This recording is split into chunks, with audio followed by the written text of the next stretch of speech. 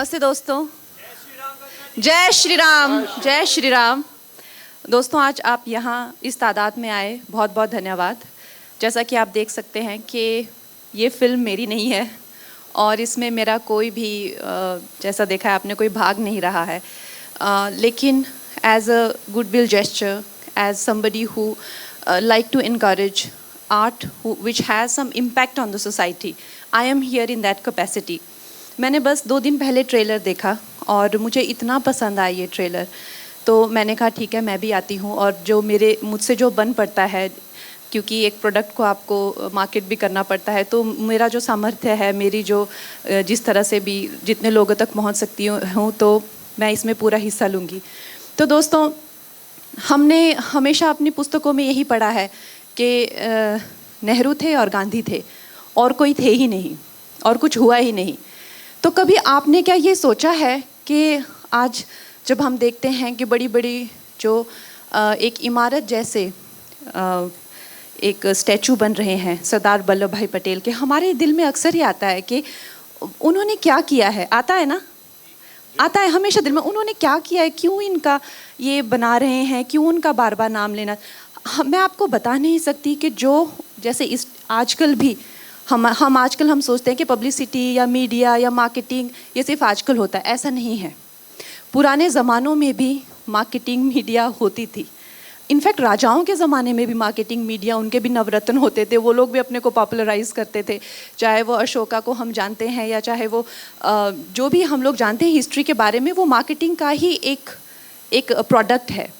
तो जो मार्केटिंग अपने करते रहे वो करते रहे, जो पब्लिसिटी अपनी करते रहे वो करते रहे। वो लंदन में जा के वहाँ पे इंटरव्यूज़ देते थे, वहाँ के सारे विश्व भर के पेपर्स में उनके गुणगान किए जाते थे। वो अगर 100 लोगों को भी लेके निकलते थे तो पूरा विश्व उसके बारे में बोलता था कि ऐसी हंगर स्ट्राइक हुई है, ऐसी मार्च हुआ है, ऐसी यात्रा हुई है। लेकिन जो लोग वाकई में ही, वास्तव में ही, मैं तो श्री वल्लभ भाई पटेल को हमेशा कहते हैं कि वो शिव हैं। जिस तरह शिव ने सती के अंगों को पकड़ के गोद में पकड़ के रखा, उसी तरह से हमारे टूटते हुए भारत को आज़ादी के बाद जिन्होंने पकड़ के रखा वो वल्लभ भाई पटेल हैं। भारत की आज़ादी के 2 साल बाद हैदराबाद को आज़ादी मिली, 396 डेज लेटर जो है वो almost, my apologies, almost 396 days later आज़ादी मिली। क्योंकि वहाँ के जो निज़ाम थे वो भारत के साथ नहीं जाना चाहते थे, लेकिन जनता जाना चाहती थी। तो आज जब आप लोग सुनते हैं जो टुकड़े गैंग है फिर से एक्टिव होती है, ये क्लेम करती है कि हम जो है, हम तो कभी एक संयुक्त राष्ट्र थे ही नहीं, हम तो हमेशा टुकड़ों टुकड़ों में बसने वाले राज्य थे।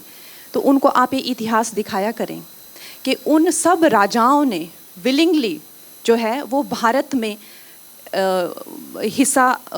भारत का हिस्सा बने हैं।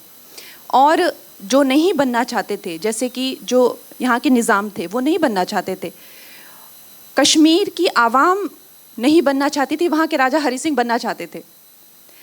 यहाँ जो है इनके जो जनता है वो बनना चाहती थी, लेकिन निज़ाम नहीं बनना चाहते थे। तो वो किसने ये सॉल्व किया? कश्मीर का मुद्दा जवाहरलाल नेहरू जी ने सॉल्व किया और यहाँ का सरदार वल्लभ भाई पटेल ने। तो ये एक ओड है इन हीरोज़ को और हमारी जनता को, जिन्होंने एक पूरा पब्लिक रिवोल्ट किया और भारत को बचाया है, भारत की इंटेग्रिटी को, भारत की जो एक आत्मा है। और भारत आज जो है ये इतने खून की नदियाँ बहने पे हम लोग साथ में रहने के लिए भी लड़े हैं। साउथ और नॉर्थ साथ में रहने के लिए भी लड़ा है, खून बहा है, लोगों ने अपनी ज़िंदगियां दी हैं। तो हमें इस तरह की फिल्मों की ज़रूरत इसलिए है ताकि हम इस इंटेग्रिटी को, इस भारतवर्ष को कभी भी फॉर ग्रांटेड ना लें। ऐसा ना सोचें कि बस मिला हुआ हमें, ऐसे ही नहीं मिला हुआ है। इसीलिए मैं चाहूँगी कि आप फैमिलीज़ को इनकरेज करें, इस फिल्म को इनकरेज करें। और अगर हमें इससे हमारी एकता की, हमारे भारतवर्ष की अखंडता की, अगर हमें अक्षुण्णता की और महत्व हमें मिलता है और हमें लगता है कि नहीं हमारे वैल्यूबल है, बहुमूल्य है, तो इससे बड़ा क्या हो सकता है? एक फिल्म के द्वारा अगर हम ये महसूस कर सके तो इससे बड़ा क्या हो सकता है? Congratulation to the entire team. Okay, so Kangana ma'am, just quick 2 questions. We all look up to you. So do you think so you have any plans to become the Prime Minister? Because the way you are walking and heading like a queen. I think we are all looking forward for it. Like the two girls? Yes. We are. So ma'am, what's your purview on that? मैंने actually अभी एक film किया call emergency, वो देखने के बाद आप definitely नहीं चाहेंगे कि मैं प्राइम मिनिस्टर बनूं. No, we all love the Queen. The second small sweet question to ma'am is, ma'am, what do you think about the movie for Gudur sir and Yata sir, the way they have done it?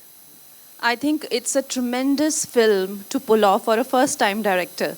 And ये writer भी हैं इस film के, और कितने talented लोग हमें हर तरह की रीजनल इंडस्ट्रीज से लेके हर तरह से मिल रहे हैं, और they are now coming to mainstream cinema, और हम सबको उनकी फिल्में, उनका काम देखने को मिल रहा है. बहुत ही सौभाग्य की बात है. और बाकी आई अप्रिशिएट जो रेड्डी सर है, इनका एफर्ट आई अप्रिशिएट, क्योंकि उन्होंने एक अपने सामर्थ्य से, अपनी खुद की पर्सनल इनकम से इन्होंने ये बनाया है, देश के हित में ये काम किया है. Thank you, ma'am. And the last question is that what do you think, everyone, and Kangna ma'am, that whether Razakar should be considered as tax-free movie or not by the government? I think तो sir खुद करवा लेंगे. इनकी film इन्होंने अच्छी बनाई है, और ये भी पार्टी से रिलेटेड है, तो अगर अच्छी लगेगी पार्टी को, और लगेगा कि जैसा मुझे लग रहा है कि समाज के प्रति कोई योगदान रहे, समाज के प्रति अगर एक दायित्व को प्रदर्शित करती हुई फिल्म रहेगी, तो क्यों नहीं. टैक्स फ्री इसीलिए बना है कि ऐसी फिल्मों को बढ़ावा दिया जाए. Thank you, ma'am. Thank you so much for coming in. Can we have a humongous round of applause, please? Please, humongous. Southern Siren, yes. In my look, of course, I work so much in South India that I am just so inspired by the weave. You must be pointing to the weave. This is Banarasi, I think, but in my mind, I am definitely a South Indian.